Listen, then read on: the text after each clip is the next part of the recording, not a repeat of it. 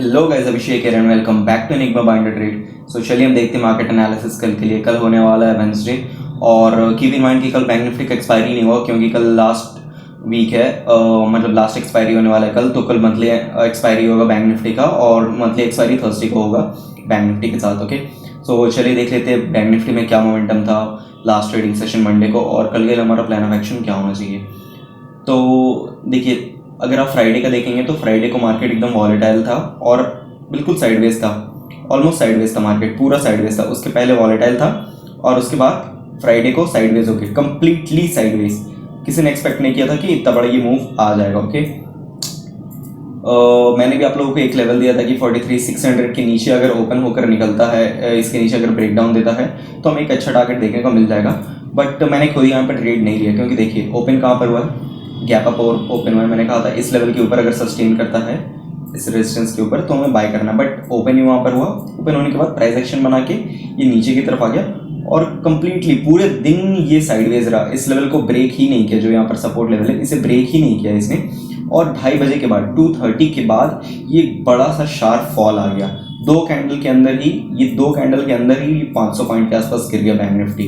Okay, तो मुझे नहीं लगता कि मोस्टली रिटेल ट्रेडर्स इसे कैच कर पाए होंगे, क्योंकि टू बी ऑनेस्ट मैं भी इसे कैच नहीं कर पाया और ये बहुत अनएक्सपेक्टेड था। मैंने बहुत लोगों के लाइव स्ट्रीम वगैरह भी देखे, यूट्यूबर्स के, बड़े बड़े यूट्यूबर्स के। तो मतलब सारे लोगों ने यही एक्सपेक्ट किया था कि साइडवेज था, और मोस्टली लोग ट्रेडिंग बंद कर दिए थे साइडवेज मार्केट में, या तो छोटा प्रॉफिट लेके या छोटा सा एसएल लेके। मेरा भी एक छोटा सा एसएल खड़ा था, उसके बाद मैंने ट्रेडिंग बंद कर दिया था।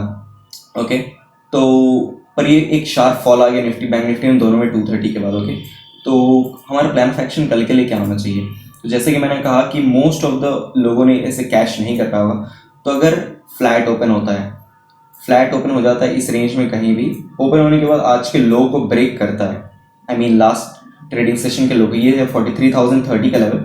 बट मैं फिर भी 5-10 पॉइंट नीचे ही रख रहा हूँ कि अगर फ्लैट ओपन होकर इस लो को ब्रेक करता है और अगर इसे सस्टेन कर जाता है, तो जिन्होंने भी लास्ट ट्रेडिंग सेशन में ट्रेड नहीं किया होगा और उन्हें लग रहा हो कि उनको अपॉर्चुनिटी मिस हो गया है, वो कल यहाँ पर शॉर्ट पोजीशन बिल्डअप करना स्टार्ट करेंगे। ओके, तो लेट्स से अगर ये फ्लैट ओपन होता है, फ्लैट ओपन होने के बाद दो केसेस होते हैं। फ्लैट ओपन होने के बाद अगर ये थोड़ा देर यहाँ पर सस्टेन करे फिर ब्रेक करे तो ये ज़्यादा बेटर रहेगा। 43,020 के नीचे ब्रेक करे तो हम एक सेलिंग साइड पे ट्रेड देख सकते हैं नीचे के लिए। हमारा जो टारगेट हो जाएगा वो 42,820 फिर 42,600 तक के टारगेट्स हमें देखने को मिल सकते हैं, जो कि सपोर्ट लेवल्स होके। या फिर लेट्स से ये फ्लैट ओपन होकर यहाँ पर रेंज नहीं बनाकर फ्लैट ओपन होकर इस एरिया में कहीं भी फ्लैट ओपन होता है, फ्लैट ओपन होने के बाद कंटिन्यू फॉल करता है, तो हम देखें कि इसके नीचे अगर ये सस्टेन कर जाता है 43,020 के नीचे, तो हम शॉर्ट पोजीशन बिल्ड कर लेंगे। क्वांटिटी थोड़ा कम रखिएगा क्योंकि ऑलरेडी इतना बड़ा फॉल आ चुका है, तो कब यहाँ से प्रॉफिट बुकिंग आने लग जाए we don't know that. Okay, तो ये तो वो फ्लैट के केस में। बाइंग का सिनेरियो मैं यहाँ पे एकदम बिल्कुल नहीं देख रहा हूँ जब तक इस लेवल के ऊपर ये नहीं चला जाता है, इस लेवल के ऊपर मंडे के हाई के ऊपर, क्योंकि एक इंपॉर्टेंट रेजिस्टेंस यहाँ पर एक 2 दिन से ये ब्रेक नहीं कर पा रहा है। तो जब तक इसके ऊपर एक क्लोजिंग नहीं दे देता, सस्टेन नहीं कर जाता है, मैं एक्सपेक्ट नहीं कर रहा हूँ बाइंग। और लेट्स से अगर गैप अप ओपन हो जाता है, तो कहीं भी गैप अप ओपन हो जाए, लेट्स से इधर कहीं गैप अप ओपन हो जाए, इधर भी कहीं गैप अप ओपन हो जाए, तब भी मैं सेलिंग देख रहा हूँ, क्योंकि सेल ऑन राइज का फिर स्ट्रैटेजी बहुत लोग यूज़ करेंगे। Let's say gap up open हो जाता है, हम वेट करेंगे। गैप अप या गैप डाउन के टाइम पे हमें वेट करना है। ओके, वेट करना है किस चीज़ के लिए, प्राइस एक्शन पैटर्न देखने के लिए। प्राइस एक्शन के लिए वेट करना है गैप अप या गैप डाउन में। लेट्स से ये गैप अप ओपन होता है, हम थोड़ी देर वेट करेंगे, देखेंगे कि ये कैसा कोई रेंज बनाकर नीचे की तरफ अगर ब्रेक डाउन दे रहा है तब हम सेलिंग साइड पे ट्रेड देख सकते हैं। या फिर लेट्स से ये गैप अप ओपन हो गया, थोड़ा सा ऊपर गया, फिर नीचे आकर कोई ऐसा डबल टॉप फॉर्मेशन बनाया, तब जैसे ही ब्रेक डाउन होगा तब हम ट्रेड ले सकते हैं। या फिर हम देखेंगे गैप अप ओपन होकर अगर ये कोई प्राइस एक्शन पैटर्न लोअर लो लोअर हाई फिर लोअर लो बना रहा है, तो हम यहाँ पर एक सेलिंग साइड पे ट्रेड देख सकते हैं, यहाँ का हाई लगा के। ओके, एसएल लगा के। तो ये तो हो गया फ्लैट और गैप अप। लेट्स से अगर गैप डाउन ओपन आता है, अगर कोई बड़ा गैप डाउन ओपन हो जाता है तो भी सेम हमें वेट करना है। अगर बड़ा गैप डाउन हो जाता है 0.5 से लेके 0.7%, 1% का गैप डाउन ओपन हो जाता है, 0.2%, ये उतना बड़ा गैप डाउन नहीं होता है। लेट्स से कोई बड़ा गैप डाउन हो जाता है और सपोर्ट के आसपास होता है। ओके, तो देखिए लेट्स से ये सपोर्ट है, जैसे 42,800 एक सपोर्ट है। अगर यहाँ पर कहीं 200, 250, 300 पॉइंट गैप डाउन हो गया, अगर इधर कहीं गैप डाउन होता है तो हमें वेट करना है, तब हम पुट साइड में उतना इंटरेस्टेड नहीं रहेंगे, क्योंकि बहुत लोगों ने जिन्होंने यहाँ पर सेल किया होगा हो सकता है वो शॉर्ट अपना कवर्स करने लग जाए, अपना प्रॉफिट बुक करने लग जाए। तो अगर बड़ा गैप डाउन होता है तो हम वेट करेंगे।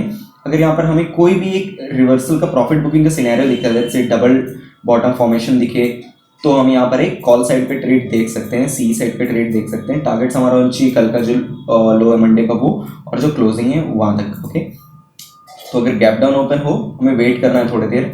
हम देखेंगे कि अगर यहाँ पर थोड़ा देर टाइम स्पेंड करके ऊपर की तरफ ब्रेक करता है तब हम एक कॉल का पोजीशन बना सकते हैं, या फिर हम यहाँ पर देखेंगे कोई ट्रांजैक्शन पैटर्न बना रहा हायर हाई हायर लेस से बनाकर अगर ऊपर की तरफ ब्रेक करता है तब हम एक बाइंग साइड पे ट्रेड देख सकते हैं। क्वांटिटी कम रखिएगा और टारगेट्स यहाँ तक के रख सकते हैं 43,000 तक के, फिर 43, 150, 200 तक के टारगेट्स हम देख सकते हैं। ओके, तो ये तो हो गया बैंक निफ्टी के बाद। चलिए अब एक बार हम निफ्टी देख लेते हैं।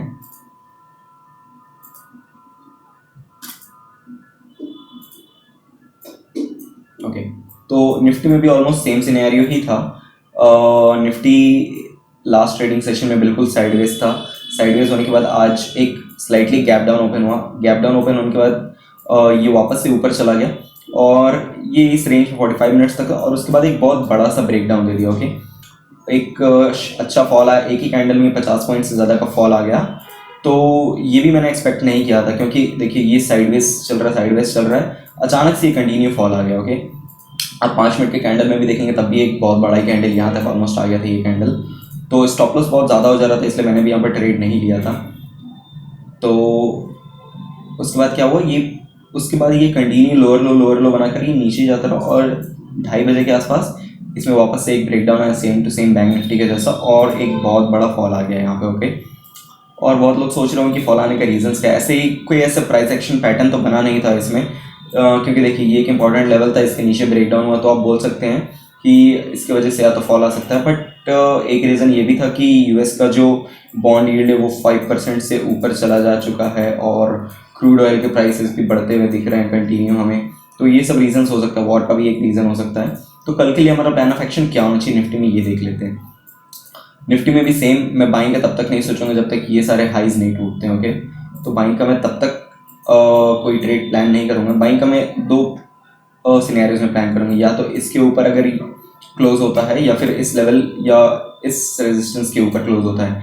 तो फर्स्ट तो ये है कि इसके ऊपर और इसके ऊपर। तो मैं ये एक्सपेक्ट नहीं करूँगा कि कल अगर फ्लैट ओपन हो या गैप अप ओपन हो और अगर इसको ब्रेक करे तो मैं उतना इंटरेस्टेड नहीं रहूँगा, क्योंकि ऑलरेडी यहाँ से यहाँ तक मार्केट मूव कर चुका है। ओके, तो कल मैं ज़्यादा प्रेफर करूँगा सेलिंग, अगर स्लाइटली गैप अप ओपन होता है।